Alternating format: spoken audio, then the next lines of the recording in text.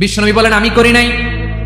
ওয়া ইন্নী আখতাবিউ দাওয়াতি শাফাআতান লি উম্মতি ইয়াউমাল কিয়ামাহ, আমার ওই স্পেশাল দোয়াটা আমি দুনিয়ার বুকে কঠিন বিপদে পড়েও কোনোদিন করি নাই। আমি আমার স্পেশাল দোয়াটা কিয়ামতের দিন আমার গুনাহগার উম্মতকে সুপারিশের জন্য রেখে দিয়েছি।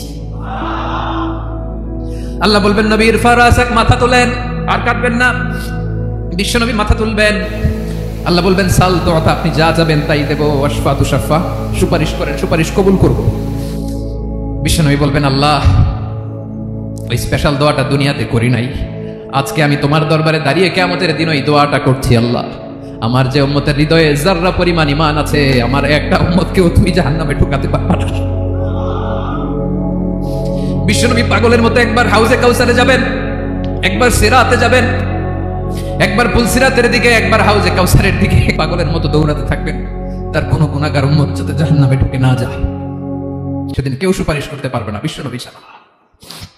বিশ্বনবী বলেন আনা সাইয়্যিদুন নাসি ইয়াউমাল কিয়ামাহ, আমি কিয়ামতের দিন সর্বশ্রেষ্ঠ হব, মানুষের মধ্যে সর্বশ্রেষ্ঠ সেরা আমি বিশ্বনবী। আলহামদুলিল্লাহ বলেন।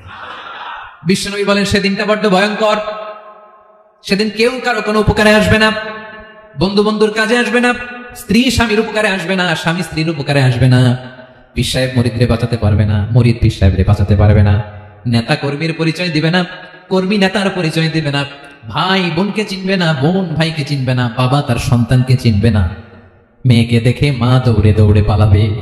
বড্ড ভয়ঙ্কর দিন। বিশ্বনবী বলবেন জমিনটা এখনকার মতো থাকবে না, পুরো জমিনটা সমান হয়ে যাবে, ফ্ল্যাট। এখন তো গোল, তখন ফ্ল্যাট, সবাই এক জমিনের উপরে দাঁড়াবে।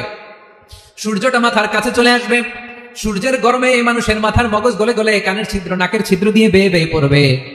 আহ, সবাই হয়রান, পেরেশান, ক্লান্ত শ্রান্ত। মানুষগুলো বলবে বাঁচার কোনো উপায় নাই।